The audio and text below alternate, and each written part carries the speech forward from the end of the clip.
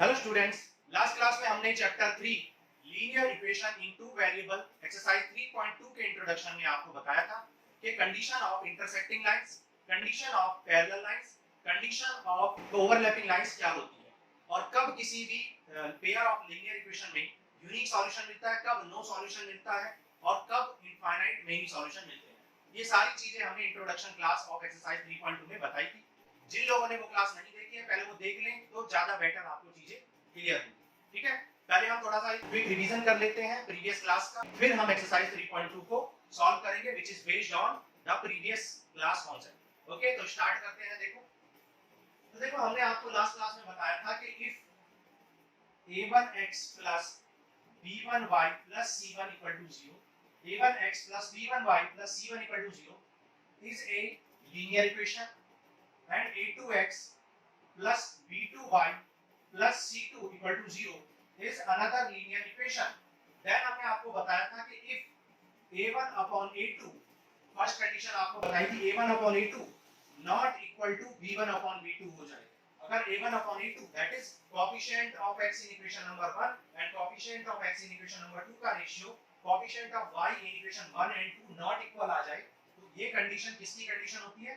Intersecting lines की condition होती है। इंटरसेक्टिंग लाइंस, ऐसी लाइंस ग्राफिकली क्या करती हैं? एक दूसरे को एक पॉइंट पर इंटरसेक्ट करती है। और हमने आपको बताया था कि जब लाइंस एक पॉइंट पर इंटरसेक्ट करती हैं तो उस पॉइंट को कॉमन पॉइंट और intersection points of the two lines कहते हैं और उस पॉइंट पर हमको सॉल्यूशन ऑफ इक्वेशन मिलता है जो कि एक यूनिक सॉल्यूशन होता है, क्योंकि लाइंस जितने जगह पर कट कर रही होती हैं एक ही पॉइंट पर कट कर रही होती हैं। तो ऐसी कंडीशन में आपको यूनिक सॉल्यूशन मिलता है जिसे आप one and only one solution भी कह सकते हैं, one and only one solution. Then फिर हमने आपको सेकंड कंडीशन बताई थी कि अगर a1 अपॉन a2 इक्वल हो जाए b1 अपॉन b2 के और ये इक्वल हो जाए c1 अपॉन c2 के, तीनों अगर कंडीशंस इक्वल हो जाएं तो ऐसी लाइंस को हम क्या कहते हैं? ऐसी लाइंस को हम ओवरलैपिंग लाइंस कहते हैं। ओवरलैपिंग लाइंस, क्योंकि ऐसी लाइंस एक दूसरे को क्या कर देती हैं? ओवरलैप कर देती हैं। इंटरसेक्टिंग लाइंस क्या करती हैं? एक दूसरे को एक पॉइंट पर इंटरसेक्ट करती हैं और इस पॉइंट पर आपको क्या मिलता है? एक यूनिक सॉल्यूशन मिलता है और इस पॉइंट को हम इंटरसेक्टिंग पॉइंट्स कहते हैं। Intersecting point. ओवरलैपिंग लाइंस की अगर बात करें तो इन्हें हम कोइंसाइडिंग लाइंस भी कहते हैं। कोइंसाइडिंग लाइंस कहते हैं क्योंकि ये एक दूसरे के ऊपर ओवरलैप करती हैं। इस टाइप से कुछ ग्राफ आपको ऑब्टेन होता है। अगर ये लाइन 1 है और ये अगर लाइन 2 है तो लाइन 1 और लाइन 2 एक दूसरे के ऊपर ओवरलैप करती हैं, तो इस टाइप की लाइंस को ओवरलैपिंग लाइंस कहते हैं या कोइंसाइडिंग लाइंस कहते हैं। क्योंकि ये लाइंस एक दूसरे को ओवरलैप करती हैं तो यहाँ पर बहुत सारे सॉल्यूशन मिलते हैं क्योंकि बहुत सारे कॉमन पॉइंट्स होते हैं। मतलब ऐसे बहुत सारे पॉइंट्स होते हैं जो लाइन 1 पर भी है और लाइन 2 पर भी है, तो हमें x1 और y1 की ऐसी इनफाइनाइट वैल्यू मिलती है। तो इस टाइप की लाइंस को, इस टाइप के पेयर ऑफ लाइंस को आप क्या कहते हैं? इंटरसेक्टिंग लाइंस या कोइंसाइडिंग लाइंस कहते हैं और इनके इनफाइनाइट सॉल्यूशन होते हैं और मेनी सॉल्यूशन होते हैं। इनफाइनाइट और मेनी सॉल्यूशन होते हैं इस टाइप की लाइंस। फिर थर्ड कंडीशन हमने आपको बताई थी कि अगर a1 अपॉन a2 इक्वल हो b1 अपॉन b2 के बट नॉट इक्वल हो c1 अपॉन c2 के, देन इस टाइप्स की पेयर ऑफ लाइंस को आप क्या कहते हैं? पैरेलल लाइंस कहते हैं। पैरेलल लाइंस कहते हैं इस टाइप की लाइंस को। और क्योंकि ये पैरेलल लाइंस होती है तो इसलिए एक भी कॉमन पॉइंट नहीं होता है, एक भी कॉमन पॉइंट नहीं होता है ऐसी लाइंस में। लाइन 1 और लाइन 2 में एक भी कॉमन पॉइंट नहीं होता है, एक भी पॉइंट पर इंटरसेक्ट नहीं करती है, तो एक भी सॉल्यूशन नहीं होता है। तो इस टाइप की लाइंस को हम क्या कहते हैं? नो सॉल्यूशन होता है इस टाइप की लाइंस का और इन्हें हम नॉन इंटरसेक्टिंग लाइंस भी कहते हैं। नॉन इंटरसेक्टिंग लाइंस, क्योंकि ये कभी भी एक दूसरे को इंटरसेक्ट नहीं करते हैं इसलिए इन्हें हम नॉन इंटरसेक्टिंग लाइंस कहते हैं और इनका एक भी सॉल्यूशन नहीं होता है। नो सॉल्यूशन की कंडीशन ये हो जाएगी। ओके, अब देखो लाइन 1 और लाइन 2 में, लाइन 1 और लाइन 2 में क्योंकि हमें या तो एक सॉल्यूशन मिलता है या मेनी सॉल्यूशन मिलते हैं, तो इस टाइप की लाइंस के क्योंकि सॉल्यूशन होते हैं तो इस टाइप की पेयर ऑफ लाइंस को हम कंसिस्टेंट सिस्टम कहते हैं। ठीक है, या pair of linear equation having consistent solution कहते हैं। और जब क्योंकि नो सॉल्यूशन होता है तो इस टाइप की लाइन को हम क्या कहते हैं? इस टाइप की पेयर ऑफ लाइंस को हम क्या कहते हैं? नॉन कंसिस्टेंट या इनकंसिस्टेंट कहते हैं। इनकंसिस्टेंट सॉल्यूशन कहते हैं या inconsistent system of linear equation कहते हैं। क्लियर है?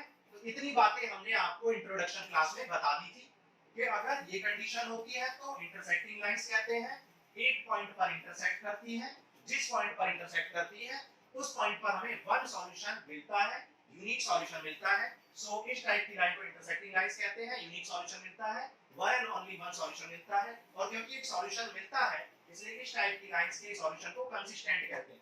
और ओवरलैपिंग में तीनों इक्वल हो जाते हैं, इस टाइप की लाइंस को overlapping lines, coinciding lines, infinite solution या मेनी सॉल्यूशन कहते हैं।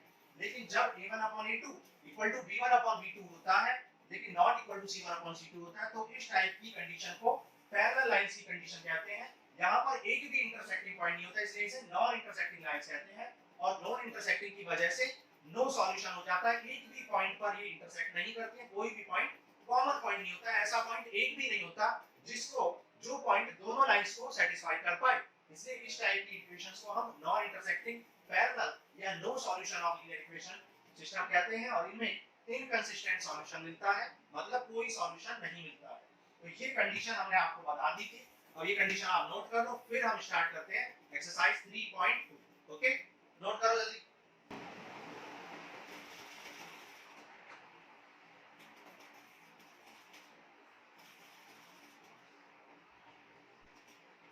अब देखो एक्सरसाइज 3.2 क्वेश्चन नंबर 1 करते हैं।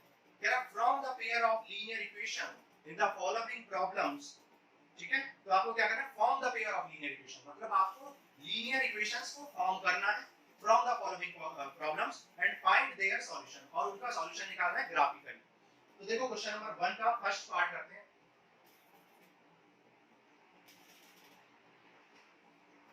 कह रहा 10 student of class 2 took part in mathematics which if the number of girls is 4 more than the number of boys, find the number of boys and girls who took part in the quiz। ठीक है, तो यहाँ पर girls और boys की बात हो रही है तो लेट कर लेते हैं,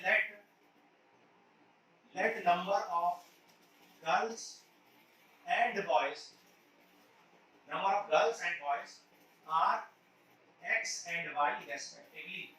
हमने लेट कर दिया कि नंबर ऑफ गर्ल्स कितनी है x है और नंबर ऑफ बॉयज कितने हैं y है, ये हमने लेट कर दिया। कह रहा 10 स्टूडेंट्स, इसका मतलब क्या है कि टोटल 10 स्टूडेंट्स हैं क्लास में। ठीक है, तो टोटल स्टूडेंट्स क्या है 10, मतलब x + y = कितना है, x + y = 10 है, मतलब number of girls plus number of boys की वैल्यू कितनी है, टोटल 10 स्टूडेंट्स हैं। फिर आगे कह रहा है कि if the number of boys, number of girls is 4 more than number of boys, girls 4 ज्यादा है, गर्ल्स की वैल्यू 4 ज्यादा है। अब एक बात बताओ, गर्ल्स को आपने x लेट किया है, बॉयज को आपने y लेट किया है, तो गर्ल्स की वैल्यू 4 ज्यादा है 4 ज्यादा है, तो कैसे पता चलेगा कि कितना ज्यादा है, डिफरेंस करके दो नंबरों के डिफरेंस को इक्वल टू 4 कर लो। मतलब आप कह सकते हो कि x - 4 x - y = 4, मतलब गर्ल्स में से अगर बॉयज को सबट्रैक्ट कर देंगे तो जितने ज्यादा है वो आपको मिल जाएगा, जितने ज्यादा है 4 गर्ल्स ज्यादा है तो 4 गर्ल्स आपको मिल जाएंगी।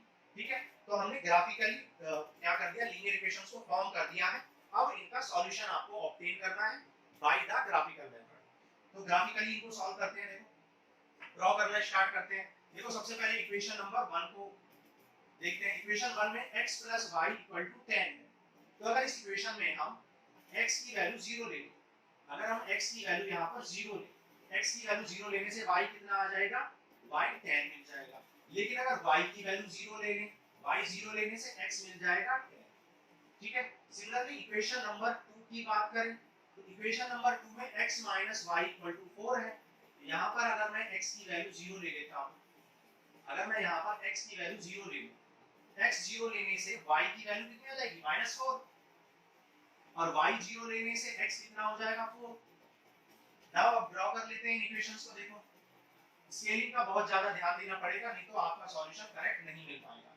ठीक है, तो स्केल से ज्यादा बेटर सॉल्यूशन मिलता है, लेकिन हम कोशिश करेंगे कि सॉल्यूशन आपको बिल्कुल करेक्ट मिले, स्केलिंग ठीक से करनी पड़ेगी। ठीक है, तो 1 2 3 4 5, मान लो हम यहाँ पर ऐसे कर लेते हैं, पास पास ले लेते हैं इसलिए। तो मान लो ये क्या, देखो 1 2 3 4 5 6 7 8 9 एंड 10। ओके, सिमिलरली यहाँ पर भी 1 2 3 4 5 6 7 8 9। ठीक है, नाउ अब आपको क्या करना 0,10 0,10 इसका मतलब x की वैल्यू 0 है और x की वैल्यू 0 y एक्सिस पर होती है, तो 0,10 आपको यहाँ पर मिलेगा क्योंकि यहाँ पर y कितना है, यहाँ पर y आपका 10 है, तो इसलिए यहाँ x 0 है तो 0,10 मिल गया। सिमिलरली 10,0 10,0 का मतलब क्या है, y 0 और y 0 x एक्सिस पर होता है, 10,0 यहाँ पर मिल जाएगा आपको 10,0। अब इन दोनों लाइंस को ज्वाइन कर दो, इन दोनों पॉइंट्स को ज्वाइन करते हुए हमने एक लाइन ड्रॉ कर दी, ये है आपकी लाइन 1 और इक्वेशन नंबर 1 आपने निकाली। अब सेकंड इक्वेशन को ड्रॉ करते हैं, x की वैल्यू 0 लेने से y - 4 है और y - 4 कहां होगा, नेगेटिव y एक्सिस पर, तो y हो गया देखो -4, तो 0, -4 हो गया ये। नाउ अब आपको क्या करना है, अब आपको 4,0 ड्रॉ करना है, तो x 4 है y 0 है, x 4 कहां पर होता है, यहां पर, और y 0, ठीक है, तो दोनों पॉइंट्स को ज्वाइन करके एक लाइन ड्रॉ कर दो, ये कर दिया आपने एक लाइन ड्रॉ, ठीक है। अब देखते हैं, देखो x + y = आपको कितना लाना है, 10 और x - y 4 लेके आना है। तो आप देखो यहाँ पर थोड़ा सा, क्योंकि हमने स्केलिंग बहुत अच्छे से नहीं की है, तो थोड़ा सा जो ग्राफ है वो हमारा गलत भी हो सकता है, तो इसलिए जब आप स्केल से करोगे तो बिल्कुल करेक्ट आंसर मिलेगा। लेकिन मैं यहाँ देख सकता हूँ कि 7 और 3 कितना होता है, 10 और 7 - 3 4 होता है, ठीक है। आप स्केल का यूज करोगे तो आपको एक ही बार में आंसर मिल जाएगा, तो ये बात कंफर्म है कि ये पॉइंट क्या आने वाला है, ये पॉइंट 7 पे कट करने वाला है, ठीक है, क्योंकि हमने स्केलिंग थोड़ा अच्छे से नहीं की है, तो ये पॉइंट हो गया 7 और y की वैल्यू 3 आने वाली है, तो यहाँ पर हमने थोड़ा सा जो स्केलिंग है वो ठीक नहीं की है, तो हो जाएगा 6 5 4 और ये पॉइंट आपका क्या आ जाएगा 3,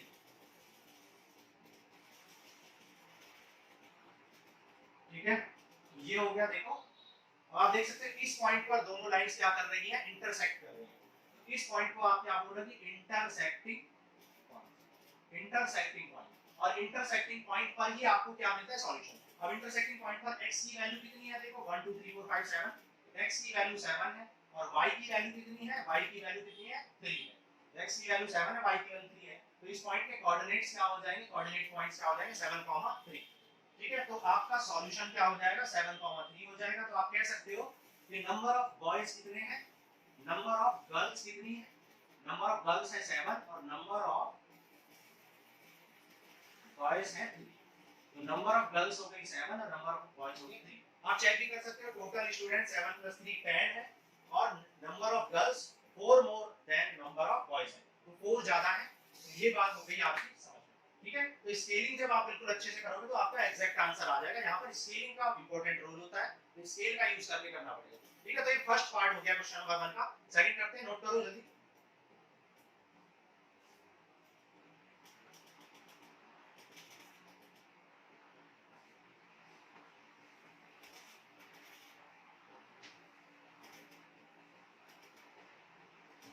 देखो सेकंड पार्ट करते हैं, there are 5 pencil and 7 pen together cost 50।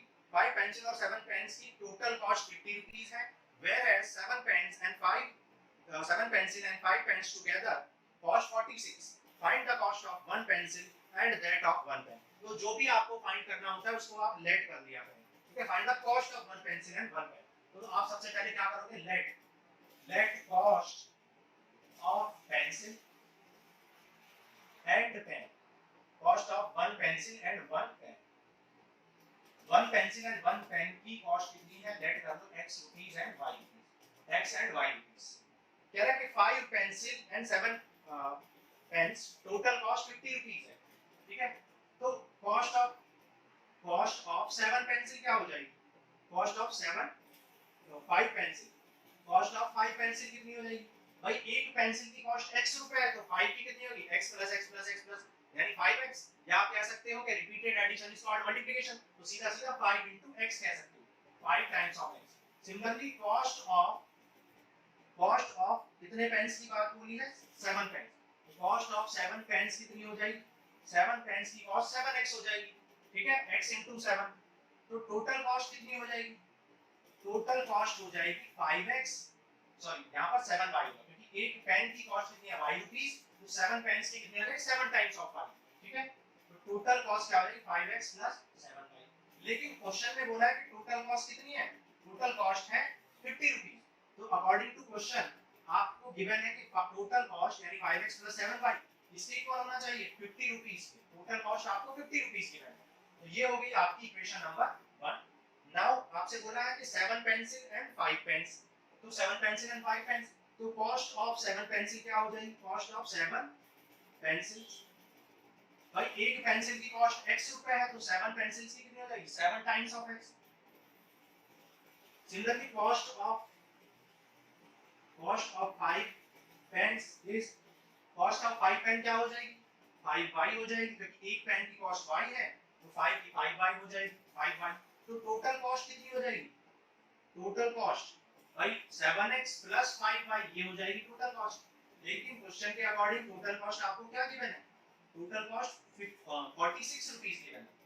Total cost आपको क्या गिवन है? 46 रुपीस गिवन है। फिर कह रहा find the cost of 1 pencil and 1 cost, और ग्राफिकली इसको करना है। तो इसको सॉल्व करना है, तो ग्राफ ड्रॉ करेंगे। तो आपको अलजेब्रिक इक्वेशन तो आपको मिल चुकी है, ठीक है। अब इनको ग्राफिकली सॉल्व करना है आपको। तो देखो सॉल्व करना स्टार्ट करते हैं। तो इक्वेशन नंबर 1 से पहले आप x की वैल्यू लेट करो 0। तो जब आप x की वैल्यू 0 लेट करोगे तो y कितना हो जाएगा?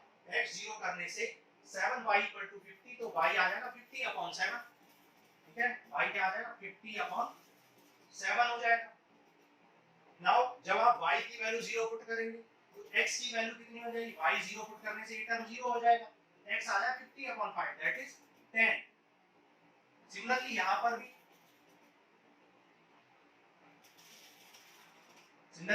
आप जब x की वैल्यू 0 पुट करेंगे, x की वैल्यू 0, तो y आ जाएगा 46/5। और जब y की वैल्यू 0 पुट करेंगे तो x आ जाएगा, y 0 पुट करने से ये टर्म 0 हो जाएगा, x आ जाएगा 46/7। ठीक है। अब ड्रॉ करना स्टार्ट करते हैं। अब देखो जब आप ड्रॉ करोगे तो क्या होगा? x 0 कहां पर होता है? y एक्सिस पर, और y की वैल्यू 50/7 है, दैट इज 7 7 जा 49, 7 से थोड़ा सा ऊपर, ठीक है। तो 7 से थोड़ा सा ऊपर ड्रॉ करना है। तो देखो मान लो ये क्या 1 2 3 4 5 6 एंड 7, तो ये हो गया 0, आपको 7 से थोड़ा ऊपर करना, तो 0,50/7 कर दो, ये हो गया 0,50/7। सिमिलरली जब x 10 है तो y 0 है, x 10 ड्रॉ कर लो, ठीक है, x 10 ड्रॉ कर लो।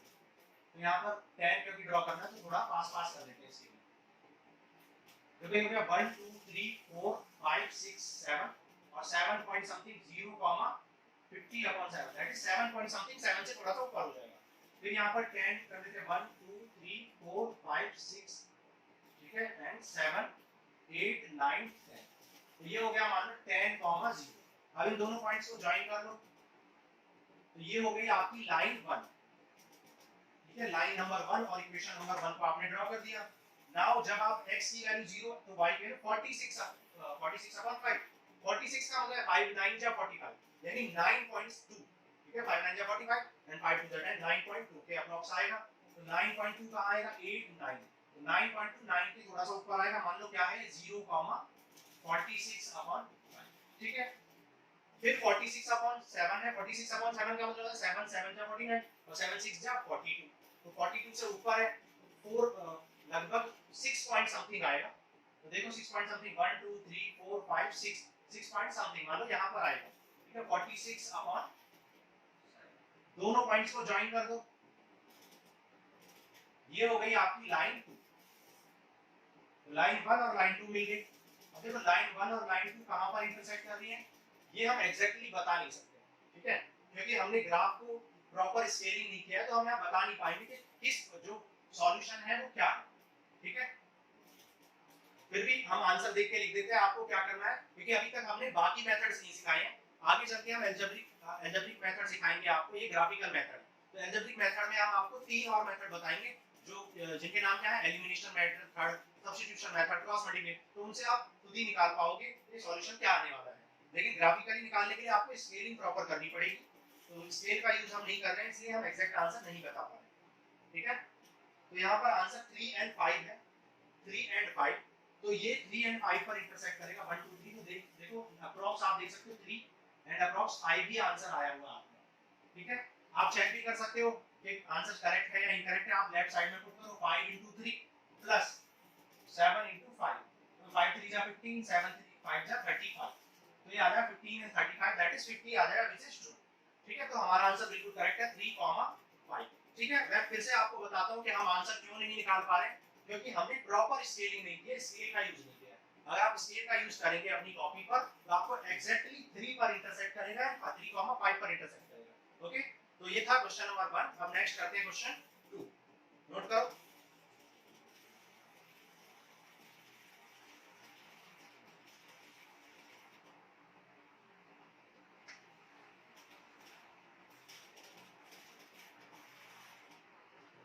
अब देखो क्वेश्चन नंबर 2 में तेरा on comparing the ratio a1 upon a2 b1 upon b2 c1 upon c2 find out whether the line represent the following pair of linear equation intersect at a point are parallel or coinciding। अभी मैंने आपको बताया था कि condition of intersecting lines, coinciding lines and parallel lines क्या होती है, तो वही कंडीशन आपको यहां पर लगानी है।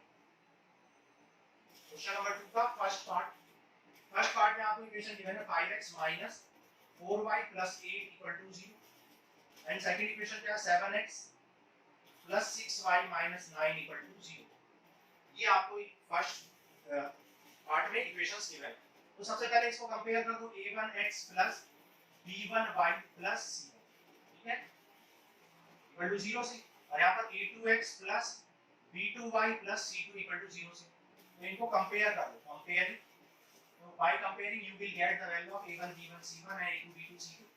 a1 कितना आ गया, देखो a1 आ गया आपका 5, b1 कितना आ चुका है, b1 की वैल्यू है -4, c1 कितना है 8 है, a2 की वैल्यू कितनी है, a2 कितना है 8 है, 7 है सॉरी, b2 कितना है 6 है, और c2 कितना है -9 है। Okay, now a1 upon a2 निकालो, a1 upon a2 कितना आ जाएगा 5/7, फिर b1 upon b2 कितना आ जाएगा, b1 upon b2 -4/6 and c1 upon c2 कितना आ जाएगा 8/9। तो देखो ये है, इसको आप 2 2 4 2 3 6 भी लिख सकते हैं। आप देख सकते हैं a1 upon a2 is not equal to b1 upon b2 है, क्योंकि ये 5/7 है और ये -2/3 है। तो आप which implies that the linear equations are the linear equation having unique solution। ठीक है, linear pair of linear equation have unique solution। और यूनिक सॉल्यूशन कब मिलता है, यूनिक सॉल्यूशन तब मिलता है जब लाइन एक ही पॉइंट पर इंटरसेक्ट होती है। ठीक है, तो ये लाइंस कैसी हो जाएंगी, इंटरसेक्टिंग लाइंस हो जाएंगी। और आपसे यही पूछा था कि बताओ कैसी लाइंस है, इंटरसेक्टिंग लाइंस है या फिर पैरेलल लाइंस है या कोइंसाइडिंग लाइंस है। तो फर्स्ट पार्ट में आपको क्या मिल चुका है, इंटरसेक्टिंग लाइंस मिल चुकी है। ओके, अब देखो सेकंड पार्ट करते हैं क्वेश्चन नंबर 2 का।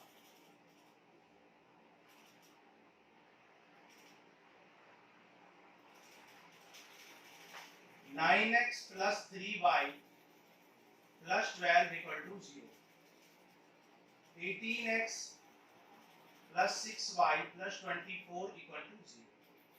ठीक है, ये आपका सेकंड पार्ट है। थर्ड पार्ट भी कर लेते हैं साथ में। थर्ड पार्ट में बोला है 6x minus 3y plus 10 equal to 0, 2x minus y plus 9 equal to 0। ठीक है, स्टैंडर्ड लीनियर इक्वेशन से कंपेयर करेंगे तो यहाँ से a1 कितना आ जाएगा आपका, जब आप इसको कंपेयर करो तो a1 आ जाएगा 9, b1 आ जाएगा 3 एंड c1 आ जाएगा 12। सिमिलरली यहाँ से a2 सेकंड इक्वेशन से a क्या आ जाएगा 18, b क्या आ जाएगा सेकंड इक्वेशन से 6 और सेकंड इक्वेशन से c की वैल्यू दैट इज c2 आ जाएगा 24। नाउ a1 upon a2 कितना हो जाएगा, a1 upon a2 हो जाएगा 9/18 दैट इज 1/2 आ जाएगा। b1 upon b2 कितना आ जाएगा 3/6, ये भी 1/2 आ जाएगा, 3 1 जा 3 2 जा। और c1 upon c2 क्या आ जाएगा 12/24, 12 1 जा 12, 12 2 जा 24। तो ये सब आ गए equal a1 upon a2 equal आ गया b1 upon b2 के, इक्वल आ गया c1 upon c2 के। जब तीनों इक्वल हो जाते हैं तो इस कंडीशन को क्या बोलते हैं आप, ओवरलैपिंग लाइंस कहते हैं, क्योंकि तीनों इक्वल आ चुके हैं तो ओवरलैपिंग लाइंस है।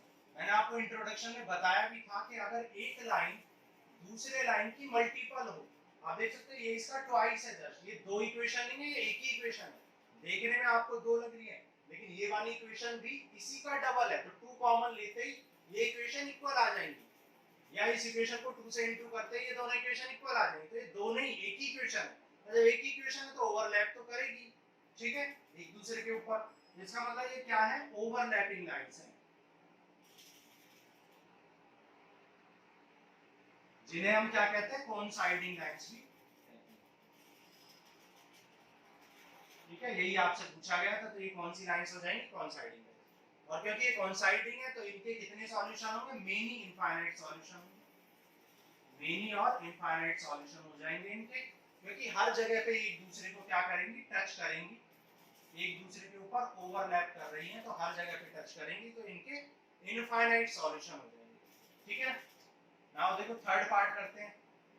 थर्ड पार्ट में कंपेयर करोगे a1x plus b1y plus c1 equal to 0 से, similarly a2x plus b2y plus c2 equal to 0, तो a1 कितना आ जाएगा 6, a2 क्या आ जाएगा 2, b2 -3 है, b1 -3 है, b2 कितना है -1, c1 कितना है 10 और c2 है 9, तो a1 upon a2 that is 6/2, b1 upon b2 that is -3/-1, तो देखो 2 3 जा 6 तो ये 3 आ गया, ये भी माइनस से माइनस कैंसिल तो ये भी 3 आ गया, ठीक है, और c1 upon c2 कितना है 10/9, तो आप देख सकते हैं a1 upon a2 इक्वल है b1 upon b2 के, लेकिन नॉट इक्वल है c1 upon c2 के। ठीक है, इंट्रोडक्शन क्लास में इतने अच्छे से ये बातें बताइए कि आप कभी भूल ही नहीं सकते, तो आपको वहां पर देखना, आपको कभी भी रटने की जरूरत नहीं पड़ेगी। तो ये नॉट इक्वल है, इसलिए ये लाइंस कैसी हो जाएंगी, ये लाइंस नॉन इंटरसेक्टिंग लाइंस हो जाएंगी।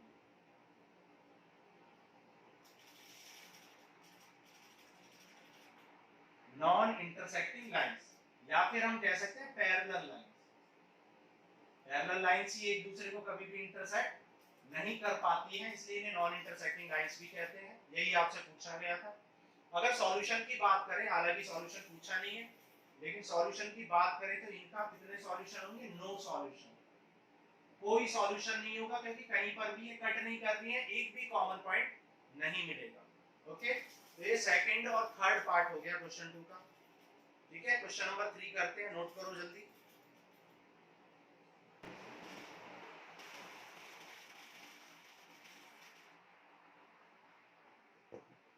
देखो क्वेश्चन नंबर 3 कह रहा है, on comparing the ratio a1 upon a2 b1 upon b2 and c1 upon c2 find out whether the following pair of linear equations are consistent or inconsistent। हमने आपको बताया था कि अगर सॉल्यूशन यूनिक है या फिर मेनी सॉल्यूशन है तो उसे कंसिस्टेंट कहते हैं। ठीक है, otherwise pair of linear equation को हम क्या कहते हैं, इनकंसिस्टेंट। मतलब जब एक भी सॉल्यूशन नहीं होता, नो सॉल्यूशन होता है, तो इनकंसिस्टेंट कहते हैं। तो देखते हैं, देखो क्वेश्चन नंबर 3 का फर्स्ट पार्ट क्या गिवन है, 3x plus 2y equal to 5, 3x plus 2y equals to 5। Second equation क्या गिवन है, 2x minus y, 2x minus 3y equal to 7। तो यहाँ पे कंपेयर करो इसको ax plus by equal to c से।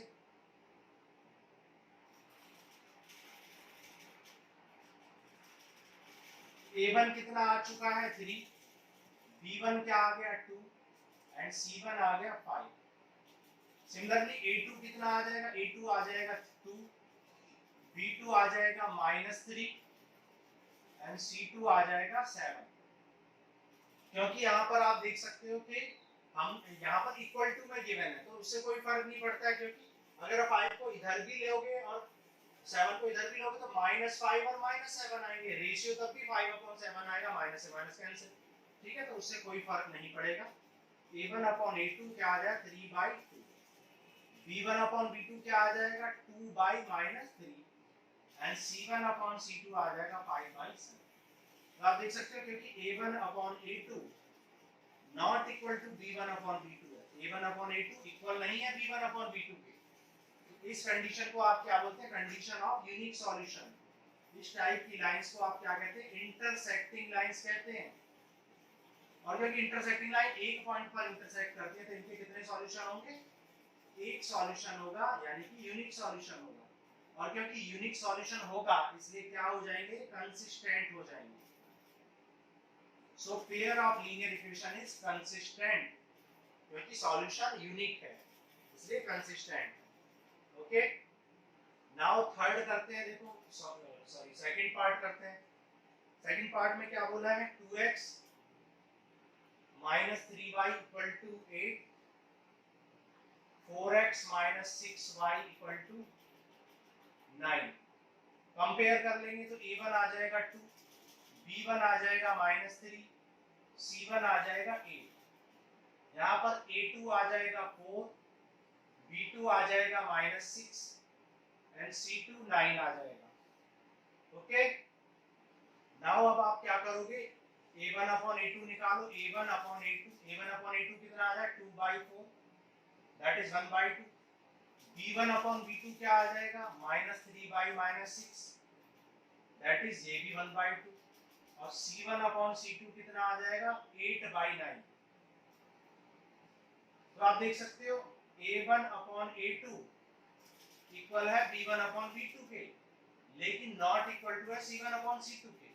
और इस कंडीशन को क्या बोलते हैं हम, इस कंडीशन को बोलते हैं नो सॉल्यूशन। ठीक है, कोई सॉल्यूशन नहीं होगा, यहाँ पैरेलल लाइंस की कंडीशन बोलते हैं। तो पैरेलल लाइंस है, और क्योंकि पैरेलल लाइंस है तो नॉन इंटरसेक्टिंग होंगी। नॉन इंटरसेक्टिंग का मतलब क्या है, no common point, no common point. And no common point का मतलब क्या है, no solution, no solution. And no solution का मतलब हमने आपको बताया था, नो सॉल्यूशन का मतलब होता है इनकंसिस्टेंट, इनकंसिस्टेंट। ठीक है, तो इस तरीके से आप कभी भी नहीं भूलोगे अगर इस तरीके से आप याद रखोगे। सेकंड पार्ट हो गया, थर्ड करते हैं, देखो नोट कर लो। देखो थर्ड पार्ट करते हैं, क्वेश्चन नंबर 3 कह रहा है 3/2x प्लस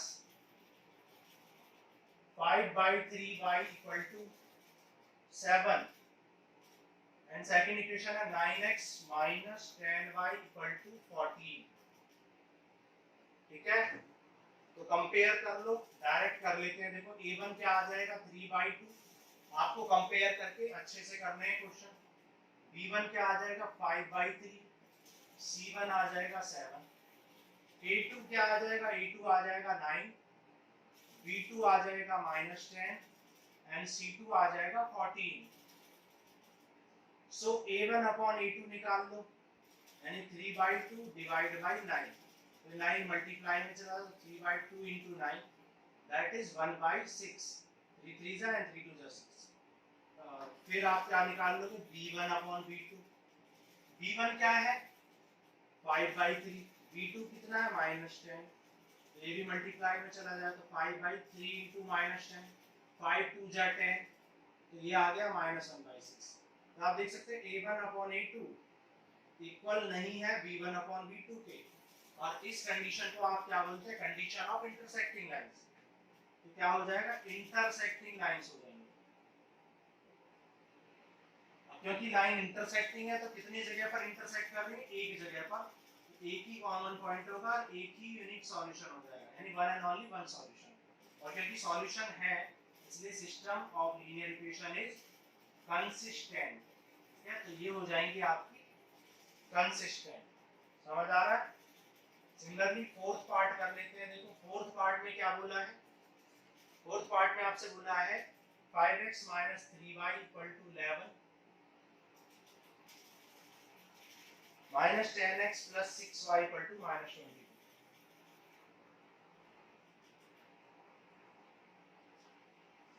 ठीक है, देखो तो यहां से देखो a1 आ जाएगा 5 जबकि a2 आ जाएगा -10, b1 हो जाएगा -3, b2 हो जाएगा 6 C1 हो जाएगा 11 और C2 हो जाएगा -22। तो A1 अपॉन A2 कितना हो जाएगा 5 upon -10 that is 1/2 negative 1/2। Similarly B1 upon B2 निकाल लो, ये हो जाएगा -3/6, ये भी हो जाएगा -1/2 एंड C1 अपॉन C2 11/-2 तो 1/2 हो जाएगा नेगेटिव का। तो आपने देखा कि सभी इक्वल आ चुके हैं। A1 अपॉन A2 इक्वल आ गया B1 अपॉन B2 इक्वल आ गया C1 अपॉन C2। और ये कंडीशन किसकी होती है ओवरलैपिंग लाइंस की होती है। तो ये हो गई आपकी ओवरलैपिंग लाइंस, ठीक है, ओवरलैपिंग लाइंस जिन्हें हम क्या कहते हैं कोइंसाइडिंग लाइंस भी कहते हैं। और क्योंकि ओवरलैप कर रही है तो कितने कॉमन पॉइंट होंगे इनफाइनाइट कॉमन पॉइंट होंगे, इनफाइनाइट मेनी कॉमन पॉइंट। और इनफाइनाइट कॉमन पॉइंट है इसका मतलब क्या है इनफाइनाइट सॉल्यूशन होंगे। इनफाइनाइट कॉमन पॉइंट का मतलब क्या होता है इनफाइनाइट सॉल्यूशन, ठीक है, नोट करो जल्दी। फिर करते हैं fourth part, fifth part of question 3। देखो फिफ्थ पार्ट करते हैं। कह रहा 4/3x plus 2y equal to 8 and 2x plus 3y equal to 2x plus 3y equal to 12।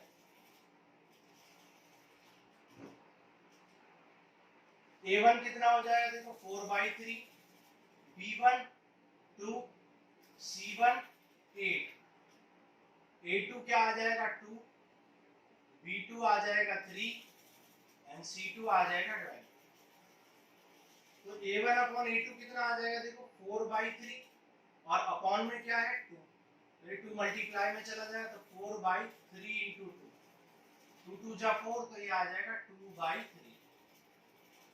Similarly b1 upon b2 निकालो, b1 क्या है 2 और b2 क्या है 3, ये भी 2/3 आ गया। और c1 अपॉन c2 8/12, 4 2 जा 8 एंड 4 3 जा 9, ये भी 2/3। तो आप क्या लिखोगे as a1/a2 equal to b1/b2 equal to c1/c2।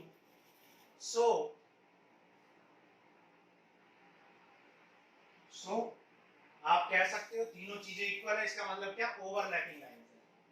So lines are overlapping lines. Overlapping lines का मतलब क्या है कोइंसाइडिंग लाइंस।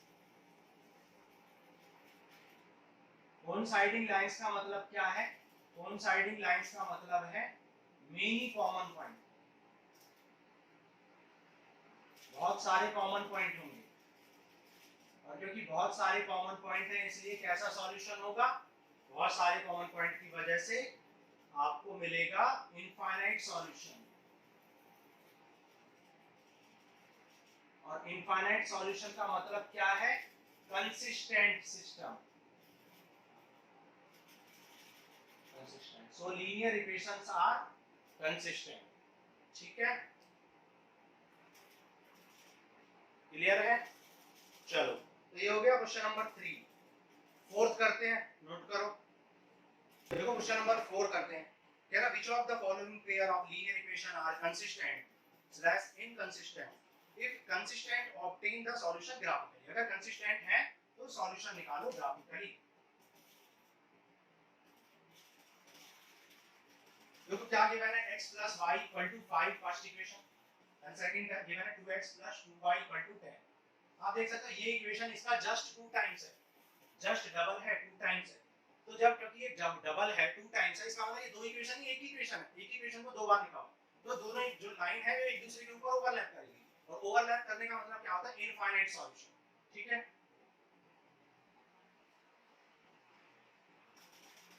तो देखो क्या करेंगे a1 upon a2 equal to क्या आ जाएगा, पहले a1 a2 निकाल लो, कंपेयर कर लो ax plus by a1x plus b1y equal to c1 and a2x plus b2y equal to c2। So A1 आ गया 1, B1 भी आ गया 1 और C1 आ गया 5 और A2 आ गया 2, B2 आ गया 2 और C2 आ गया आपका 10। नाउ A1 अपॉन A2 निकालो 1/2, B1 अपॉन B2 ये भी 1/2 और C1 upon C2 5/10 which is also 5 1 5 2 ये भी 1/2। तो आप देख सकते हो as A1 upon A2 equal है B1 अपॉन B2 इक्वल है C1 अपॉन C2। इसका मतलब क्या है कि दोनों लाइन सेम लाइन की क्या कर रही है, डिनोट कर रही है, रिप्रेजेंट कर रही है। इसका मतलब ये कैसी लाइंस है, ओवरलैपिंग लाइंस है या फिर कोइंसाइडिंग लाइंस। और ओवरलैपिंग लाइंस के कितने सॉल्यूशन होते हैं, ओवरलैपिंग लाइंस के इनफाइनाइट सॉल्यूशन होते हैं। तो यहां पर इनफाइनाइट सॉल्यूशन हो जाएंगे या मेनी सॉल्यूशन हो जाएंगे। ठीक है, ड्रॉ कर लेते हैं। तो मेनी सॉल्यूशन का मतलब क्या है, सिस्टम कैसा है, कंसिस्टेंट ड्रॉ करते हैं। देखो क्या मिलता है, इक्वेशन नंबर 1 को, इक्वेशन 1 क्या थी, x + y = 5। तो जब आप x की वैल्यू 0 लेंगे तो y आ जाएगा 5 और y 0 लेंगे तो x आ जाएगा 5। तो 5, 5 से ये लाइन पास होगी। मान लो ये पॉइंट क्या है 5, 0 और ये क्या है 0, 5। तो यहां से ये पास होगी लाइन 1। नाउ आप सेकंड को देखो कंसीडर करते हैं। जब सेकंड में भी आप x की वैल्यू 0 रखेंगे तो 2y = 10 मिल जाएगा, तो y तब भी 5 मिलेगा। और y 0 रखेंगे तो 2x = 10 तो x = 5 मिल जाएगा। तो ये लाइन भी बिल्कुल यहीं से पास होगी। तो दूसरी लाइन भी आपकी ऐसे ही आप ड्रॉ कर दोगे इस तरीके से, ये ठीक है, ओवरलैप करते हैं लाइन 1 एंड लाइन 2, क्योंकि ओवरलैप कर रही है तो कितनी जगह पे टच कर रही है, इनफाइनाइट जगह पे, यानी कि क्या है, मेनी कॉमन पॉइंट है, infinite common point. Infinite common point का मतलब क्या है, इनफाइनाइट कॉमन पॉइंट का मतलब है इनफाइनाइट सॉल्यूशन। ठीक है, सेकंड पार्ट करते हैं। देखो नोट कर लो। देखो सेकंड में क्या दिया हुआ है, x - 5 = 8 एंड 3x - 3y = 16। आप देख सकते हो ये इक्वेशन इसकी डबल है, जस्ट डबल। नहीं सॉरी ये नहीं है, क्योंकि ये 3 टाइम्स है, 3 टाइम्स है, ये 2 टाइम्स है, तो डबल। a1 कितना है 1, b1 कितना है -1 और c1 कितना है 8, a2 कितना है 3, b2 -3 and c2 16। So a1/a2 क्या मिल जाएगा 1/3, b1/b2 क्या मिल जाएगा -1/3, that is ab1/2 and c1/c2 कितना मिल जाएगा 8/16, दैट इज 1/2। तो आपने देखा एज a1/a2 तो इक्वल है b1/b2 के, बट नॉट इक्वल है c1/c2 के। तो इस कंडीशन को क्या बोलते हैं, no solution. No solution parallel lines कहते हैं। ठीक है, कहीं पर भी कट नहीं करेंगी तो पैरेलल लाइंस होंगी, और पैरेलल लाइंस होंगी तो कोई सॉल्यूशन नहीं होगा, नॉन इंटरसेक्टिंग लाइंस भी कह सकते हैं। और क्योंकि नो सॉल्यूशन है तो सिस्टम कैसा हो जाएगा, इनकंसिस्टेंट आ जाएगा। ठीक है, ग्राफ ड्रॉ कर लेते हैं, हालांकि सिर्फ कंसिस्टेंट का ही ग्राफ ड्रॉ करना था, लेकिन फिर भी हम कर लेते हैं। ठीक है, तो देखो जब x की वैल्यू 0 करेंगे तो y -8 आ जाएगा, y 0 तो x 8, 8,0 कहां आएगा, मान लो यहां पर कहीं आएगा 8,0 और 0, -8, 0, -8 मान लो यहां आएगा। ठीक है, तो ये लाइन कुछ इस तरीके से आपको मिलेगी, लाइन 1। सिमिलरली सेकंड को ड्रॉ कर लो। यहाँ पे जब आप x 0 पुट करेंगे तो y आ जाएगा -16/3 और y की वैल्यू 0 करो तो x आ जाएगा 16/3। 16/3 का मतलब क्या, 3 5 जा 15, 5 पॉइंट समथिंग, तो 5 पॉइंट समथिंग के आसपास ये, और यहाँ पर -5 पॉइंट समथिंग के आसपास जाएगा। तो -5 पॉइंट समथिंग यहाँ पर कहीं लेट कर लो, ठीक है, -16/3 और यहाँ पर मान लो कहीं आ जाएगा 16/2। ठीक है, 0, 16/2। x की वैल्यू क्या है 16/3 और 16/3 कहां पर आएगी x की वैल्यू गड़बड़ की है क्या हमने x 0 रखने से y आ गया -16/3 16/3 कहां पर मिलेगा यहां -5 पॉइंट समथिंग है ना ठीक है यहां पर ठीक है ये हो जाएगा 0, -16/3 और ये हो जाएगा 16/3, 0 यानी 5 पॉइंट समथिंग। तो जब आप इनको ऐसे ड्रॉ करोगे तो आपको क्या मिलेंगी दो पैरेलल लाइंस मिलेंगी ठीक है स्केलिंग की वजह से ऐसा हो रहा है अगर स्केलिंग आप अच्छे से करोगे तो एग्जैक्टली पैरेलल दिखाई देंगे ओके तो सेकंड हो गया थर्ड करते हैं देखो नोट कर लो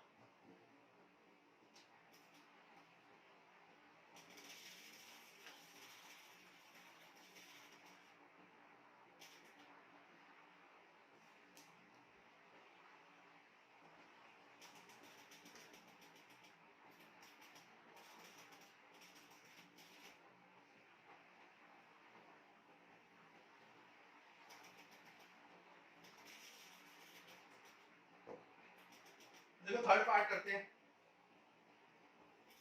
2x plus y minus 6 equal to 0 and 4x minus 2y minus 4 equal to 0 तो यहाँ से देखो a1 आ जाएगा 2 b1 आ जाएगा 1 and c1 आ जाएगा -6 a2 आ जाएगा 4 b2 आ जाएगा -2 and c2 आ जाएगा -4 so a1 upon a2 कितना आ जाएगा 2/4 that is 1/2 b1 upon b2 कितना आ जाएगा ये आ जाएगा 1/2 -2 तो आप देख सकते हैं a1 upon a2 not equal to b1 upon b2 के है तो क्या हो जाएगा यूनिक सॉल्यूशन हो जाएगा यूनिक सॉल्यूशन का मतलब क्या होता है इंटरसेक्टिंग लाइंस होंगी एक जगह पर कट करेंगी यानी कि वन कॉमन पॉइंट यानी one and only one solution और क्योंकि वन सॉल्यूशन है तो क्या हो जाएगा कंसिस्टेंट हो जाएगा ठीक है सॉल्यूशन है तो कंसिस्टेंट हो जाएगा ड्रॉ करते हैं ग्राफ देखो ग्राफ ड्रॉ करते हैं तो इक्वेशन नंबर 1 में जब x की वैल्यू 0 पुट करोगे आप x की वैल्यू 0 पुट करोगे तो y आ जाएगा 6 और y की वैल्यू 0 करोगे तो x आ जाएगा 3 तो 0,6 0,6 कहां पर होगा y एक्सिस पर 1 2 3 4 5 6 तो ये हो गया 0,6 सिमिलरली 3,0 3,0 का होगा 1 2 3 ये हो जाएगा 3,0 ज्वाइन कर दो इसको तो ये मिल गई आपको लाइन 1 सिमिलरली लाइन 2 ड्रॉ करेंगे लाइन 2 यहां पर देखो जब x की वैल्यू 0 करोगे तो y की वैल्यू कितनी आ जाएगी -2 आ जाएगी पुट करके देखोगे आप तो -2 आएगी ठीक है जब y 0 करोगे तो x 1 आ जाएगा तो 1,0 कहां होगा ये ना 1,0 और 0, -2 कहां होगा 0, -2 -2 कहां पर होता है यहां तो 0, -2 ये होगा तो इन दोनों को ज्वाइन करते हुए लाइन ड्रॉ कर दो तो ये हो जाएगा जॉइन ठीक है स्केलिंग जब बहुत अच्छे से करेंगे आप स्केलिंग कभी अच्छे से नहीं करेंगे तो ये 2,2 हो जाएंगी ठीक है 2,2 क्योंकि 2 2 जब 4 and 2 6 -6 0 and 2 4 जब 8 2 जब 4 4 8 तो 0 आ जाएगा सेटिस्फाई तो 2,2 क्या हो जाएगा यूनिक सॉल्यूशन हो जाएगा one and only one solution हो जाएगा ठीक है ये लिए आपको करना था थर्ड पार्ट नोट कर लो फिर फोर्थ पार्ट करते हैं देखो फोर्थ पार्ट करते हैं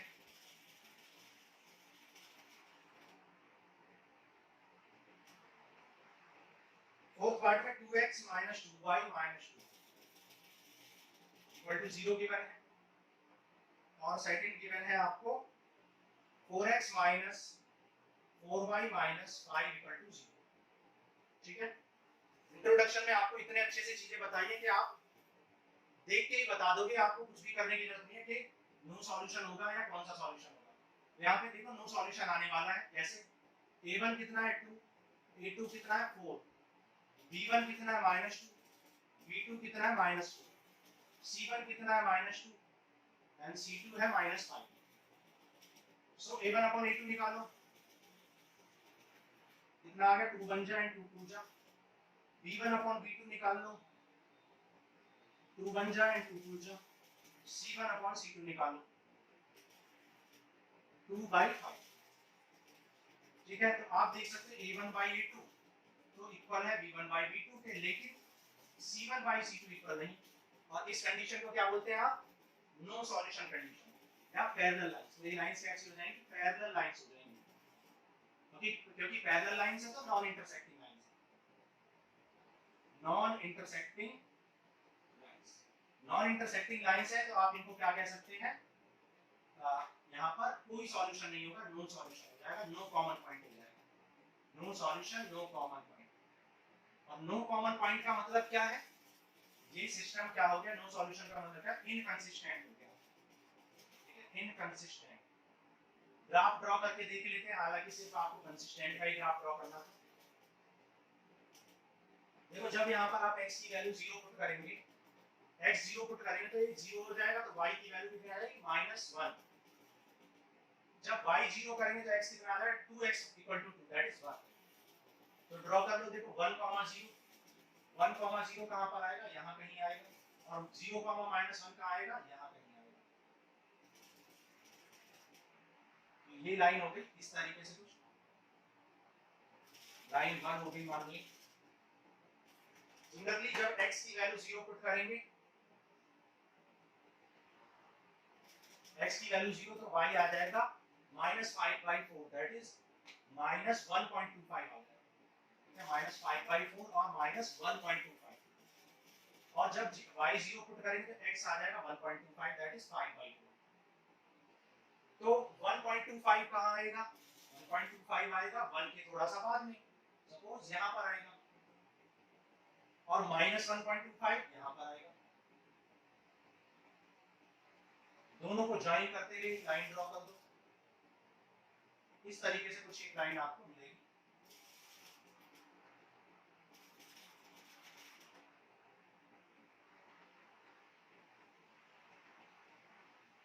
ठीक है, ये हो जाएगी आपकी लाइन। तो आप देख सकते हो दोनों लाइन क्या है? पैरेलल लाइंस है। तो कहीं पर भी ये कट नहीं करेंगी तो एक भी सॉल्यूशन नहीं होगा, एक भी कॉमन पॉइंट नहीं होगा, सिस्टम इनकंसिस्टेंट हो जाएगा। ओके, तो ये हो गया आपका question number 4 complete. Now question number 5 करते हैं, नोट करो। देखो क्वेश्चन नंबर 5 करते हैं। There are half the perimeter of rectangular garden whose length is 4 meter more than width is 36। तो लेट कर लो, मान लो ये रेक्टेंगुलर गार्डन है जिसकी लेंथ l है और ब्रेड्थ b है। तो पेरीमीटर क्या हो जाएगी? पेरीमीटर होती है 2 * l + b। और क्वेश्चन कह रहा है कि हाफ पेरीमीटर 36 के इक्वल है। तो हाफ पेरीमीटर क्या होगी? 2 से डिवाइड कर दो। तो हाफ पेरीमीटर जिसे हम सेमी पेरीमीटर भी कह सकते हैं, तो सेमी पेरीमीटर क्या है? l + b। और क्वेश्चन कह रहा है कि सेमी पेरीमीटर कितनी गिवन है? 36। तो ये हो गई आपकी इक्वेशन नंबर 1। दैट कह रहा है कि length is 4 more than breadth, length 4 ज्यादा है ब्रेड्थ से। इसका मतलब क्या है कि लेंथ माइनस ब्रेड्थ का डिफरेंस 4 है। भाई लेंथ और ब्रेड्थ का डिफरेंस 4 है, तभी तो लेंथ 4 ज्यादा है। ड्रॉ कर लो, देखो L 0 करोगे तो B 36 आ जाएगा, ठीक है। यहाँ पर देखो इक्वेशन नंबर 1 से कर लेते हैं। जब L 0 करोगे तो B आ जाएगा 36, और जब B 0 करोगे L आ जाएगा 36। सिमिलरली इक्वेशन 2 में जब आप L 0 करोगे, जब आप L की वैल्यू 0 रखोगे तो B आ जाएगा -4, B 0 करोगे तो L आ जाएगा 4, ठीक है। तो 4 और 36 आपको चाहिए, तो 4 के गैप पे कर देते हो। 4, 8, 12, 16, 20, 24, 28, 32 एंड 36। तो ये हो गया 36, 0। 36, 0 हो गया। सिमिलरली 0, 36।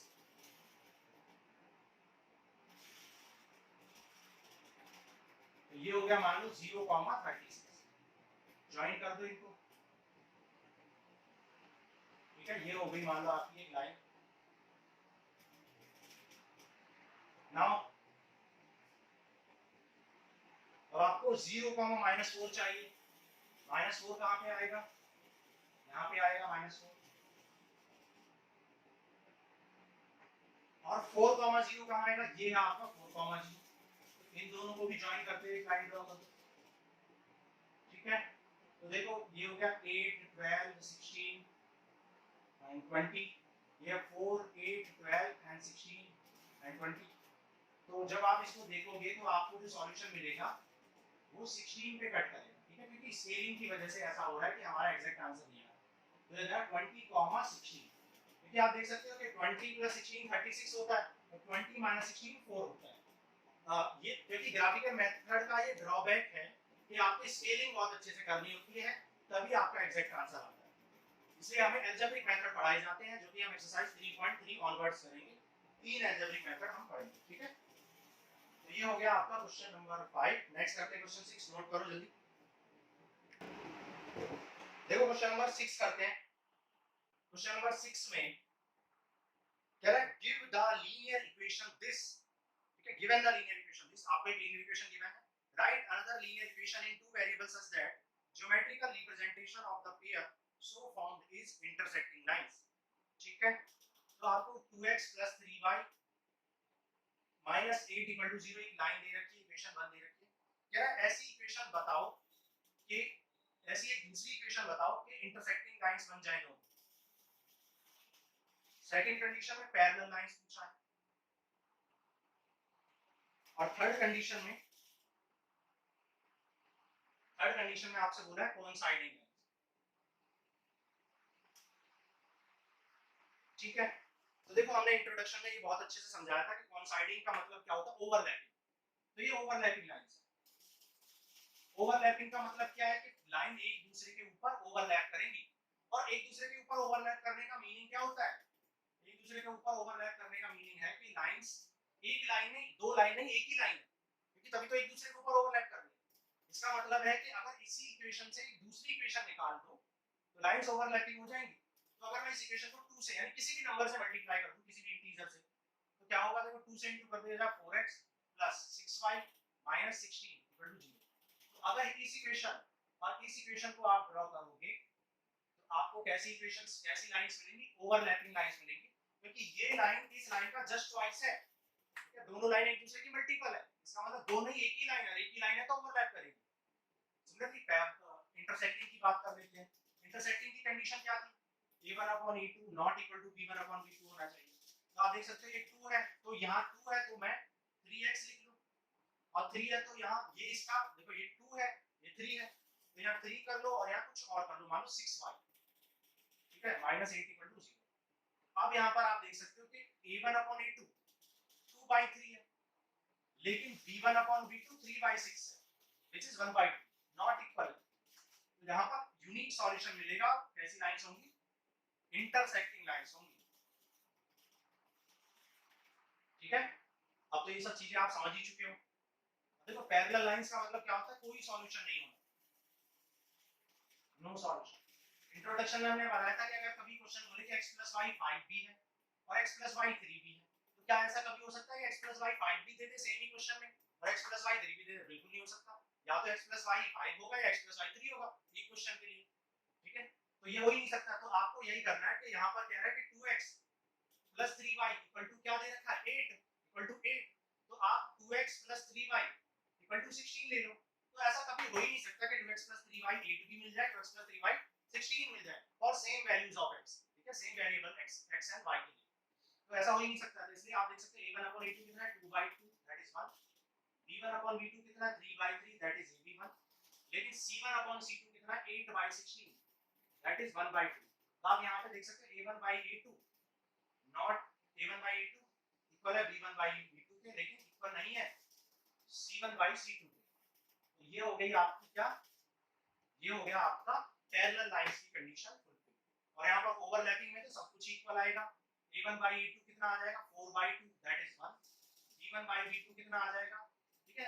आप चाहे इसको a1 a2 कर लो, उससे कोई फर्क नहीं पड़ता, ठीक है। तो ये आ जाएगा 6/3, तो ये आ जाएगा 2, यहाँ भी 2, और ये हो जाएगा c1/c2 कितना आ जाएगा, 16/-8, ये आ जाएगा, ठीक है। हमने इसको लाइन 1 कह दिया और इसको लाइन 2 कह दिया, उससे कोई फर्क नहीं पड़ता, रेशियो सेम आना चाहिए। तो रेशियो 2:2 आ गया, तो ये कौन सी कंडीशन हो गई, ओवरलैपिंग, ठीक है। क्वेश्चन 6 हो गया, 7 करते हैं, नोट करो। देखो क्वेश्चन नंबर 7 करते हैं। कह रहा है draw the graph of the equation this and this. In equations के आपको ग्राफ ड्रॉ करने हैं। x minus y plus 1 equal to 0 and 3x plus 2y minus 12 equal to 0. Determine the coordinate of the vertices of the triangle formed by these lines and x-axis and also shade the region. तो देखो कैसे करेंगे। x equal to 0 ले लो पहले। x 0 लेंगे तो y कितना आ जाएगा, y आ जाएगा 1। और जब y 0 लोगे तो x आ जाएगा -1। सिमिलरली जब यहाँ पर x 0 लोगे तो y आ जाएगा 6 और y 0 लोगे तो x आ जाएगा 4। ड्रॉ कर लो, देखो ग्राफ को। देखो 1 2 3 4 5 6। सिमिलरली यहाँ पर 1 2 3 4 5 6। ठीक है, स्केलिंग बहुत अच्छे से करनी पड़ेगी, अदरवाइज आंसर नहीं आएगा। देखो यहाँ पर आपको 0,6 करना है, मतलब y की वैल्यू 0, y की वैल्यू 6 और x की वैल्यू 0। तो ये हो गया 0,6। फिर 4,0 है, 4,0 मतलब y की वैल्यू 0, x की वैल्यू 4। तो ये हो गई आपकी लाइन नंबर 2। ठीक है, लाइन 2 ड्रा हो गई। सिमिलरली जब यहाँ पर हमने x 0 लिया है तो y आ गया है आपका 1 और y 0 लिया है तो x आ गया है -1। तो x की वैल्यू 0 पुट करोगे तो y आ जाएगा 1 और जब x की वैल्यू -1 पुट करोगे तो y आ जाएगा 0। -1 कहां पर होगा, यहाँ। तो ये लाइन आपकी इस तरीके से कुछ ड्रॉ होगी, लाइन नंबर 1। अब ये लाइन कहां पर कट करेगी, देखो ये लाइन, क्योंकि हमने स्केल्ड ग्राफ नहीं बनाया तो थोड़ा सा आंसर में एग्जैक्ट आंसर आपको नहीं मिल पाएगा। तो ये 2,3 पर एग्जैक्टली कट करना चाहिए था। ठीक है, ग्राफिकल मेथड का ये ड्रॉबैक है कि आपको स्केल्ड ग्राफ बनाना पड़ता है, तभी आपका एग्जैक्ट आंसर आपको मिलता है। ठीक है, इसलिए हमें अलजेब्रिक मेथड सीखने पड़ेंगे एक्सरसाइज 3.3 3.4 3.5। तो आप देख सकते हो ये हो गया हमारा रिक्वायर्ड ट्रायंगल और हमने इसको शेड कर दिया। तो हमारे वर्टिसेस क्या क्या आए हैं ट्रायंगल के, -1,0 2,3 एंड 4,0। तो ये हो गए हमारे वर्टिसेस ऑफ द ट्रायंगल। ठीक है, so this ends with your exercise 3.2। अब नेक्स्ट क्लास में हम introduction and conceptual class of exercise 3 करेंगे। तो आज के लिए इतना ही और सीखेंगे नेक्स्ट क्लास में सब्स्टिट्यूशन मेथड। Thank you.